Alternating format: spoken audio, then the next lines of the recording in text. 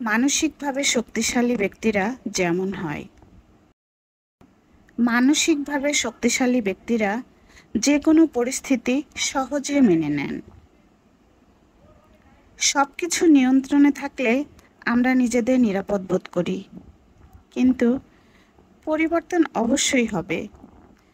আর সেটা যে সবসময় ব্যক্তির মন মতো হবে তা কিন্তু নয়।